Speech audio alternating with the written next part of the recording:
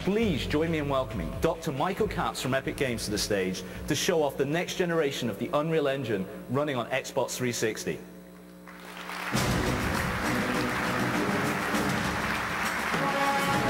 Michael, great to have you. Thanks, Chris. And I'm going to leave the audience in your capable hands. I'll do what I can. I appreciate it, sir. Totally have to buy a Zune now. Okay, I'm Mike Katz. I'm the president of Epic Games. I hope there's a few Xbox fans in the audience today. Not one? All right. But you may remember a game we made for the Xbox called Gears of War that we did with Microsoft.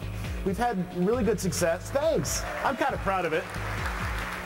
So we've had really good success with Gears and also Unreal Tournament. But as Chris mentioned, that's not all we do. We make the Unreal Engine, which has won the Game Developer Magazine's Frontline Award the last 3 years running. So it's been about a year and a half since we made Gears of War and launched it, holiday '06. A lot of people still consider Gears to be sort of the high watermark for technology and video game graphics. But we've been pretty busy since that 18 months ago when we launched the game. We've added a lot of awesome new features to the Unreal Engine, and we've really optimized it for the Xbox 360. So I want you all to do a little thought experiment and imagine what Gears of War might look like if we were to launch it today.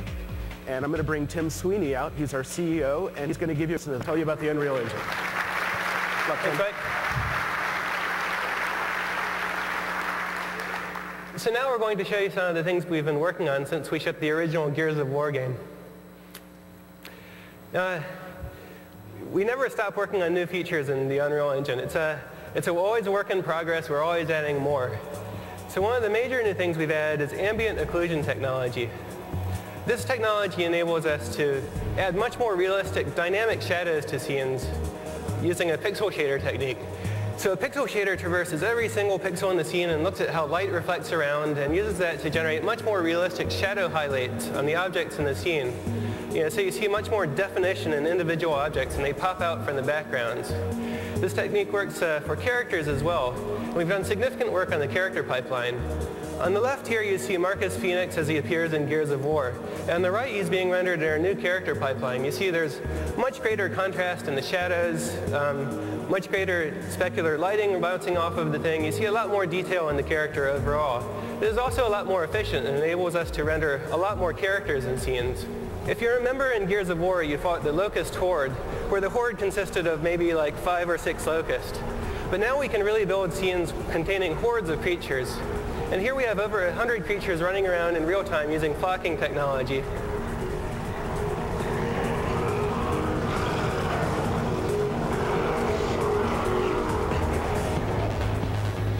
We've also improved the water technology on Unreal Engine 3. Besides the realistic water physics simulation running underneath, we also have realistic specular and environment reflections bouncing off of the water. So it captures much more of the realistic liquidy feel you see there. We also have more dynamic interaction with the water, so more realistic sound effects, more realistic splashes using particle systems. And this scales to very large environments. So you can build your game taking place on a deserted island, or you can build that jet skiing game you've always wanted to build using Unreal Engine 3. The engine now scales to much larger scenes like that. Now, Matinee is the system we use to build all of the Gears of War cinematics, the real-time cinematics that play back in engine. We've substantially improved this to give artists movie director class control over all of the objects in the scene, over cameras, over cuts. And we have a real-time preview now in engine that gives you all the visual effects of the real cinematic at a level that's not even seen in Hollywood now in their preview tools.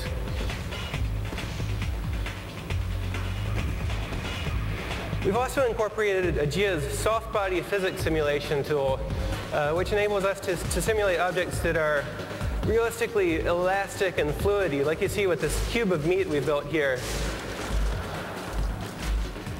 You can see the player can interact with that, push little pieces of it around, and it's all very elastic and buoyant. This also scales well to fluids. So here you have fluids moving around with viscosity and surface tension, retaining their shape. This enables artists to build environments that are much more organic and real-worldish. You can also destroy them. The thing that we do after we spent a few years building a beautiful game world, the first thing gamers want to do is blow it up. And now they can do that.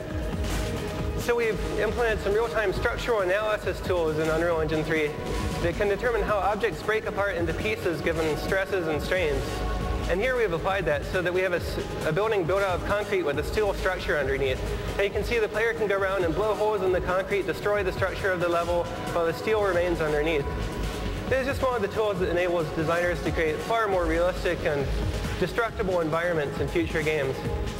And these are just a few of the things we've been working on in Unreal Engine 3. We expect to have a lot more over the coming years as we learn to take more and more advantage of the Xbox 360's hardware power. Thank you.